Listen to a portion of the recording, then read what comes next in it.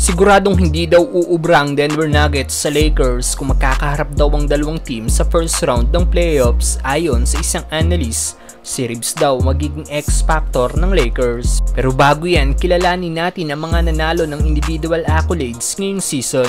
Una na dyan si Luka Doncic na nanalo bilang scoring champion na nag-average ngayong season ng 33.9 points at season high 73 points. Panalo din bilang rebounds champion ngayong season si Domantas Sabonis na nag-average ng 13.7 rebounds per game na may season high 26 rebounds.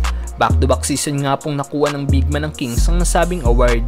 Panalo naman bilang assist champion si Tyrese Haliburton na may 10.9 assists per game na average. 23 assists naman na naging season high ng Pacers point guard. Panalo naman bilang blocks champion ang current number 1 pick na si Victor Wembanyama na may average 3.6 blocks per game at may season high 10 block shots. Panalo din bilang steals champion ang point guard ng Kings na si De'Aaron Fox na may average 2 steals per game at season high 6 steals.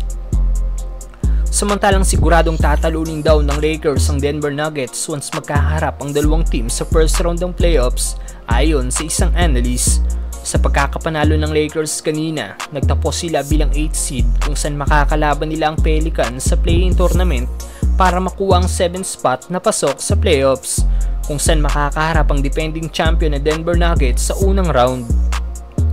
Marami nag-e-expect na tatalunin ulit ng Lakers ang NOP sa kanilang play-in matchup sa isang araw dahil sa ginagawang laro ni LeBron at Davis.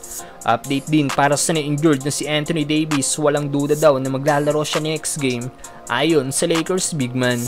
Well, kahit maipanalo ng Lakers ang laban sa NOP, hindi magiging madali ang kanilang first round matchup dahil makakaharap nila ang number 2 na Denver Nuggets na 7 straight games nang hindi nila natatalo.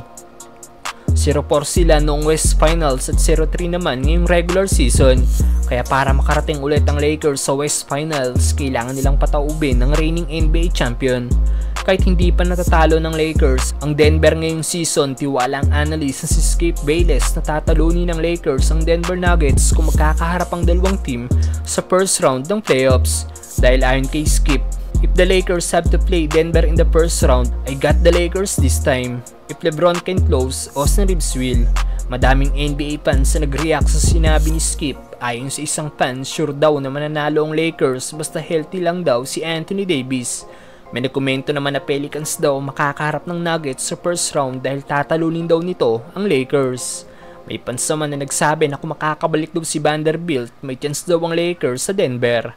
Pero kung hindi daw, yari daw ang Lakers. Magawa nga kayang talunin ng Lakers ang Nuggets kung sakali magkalaban ng dalawang team sa first round ng playoffs, mga brother? There it is!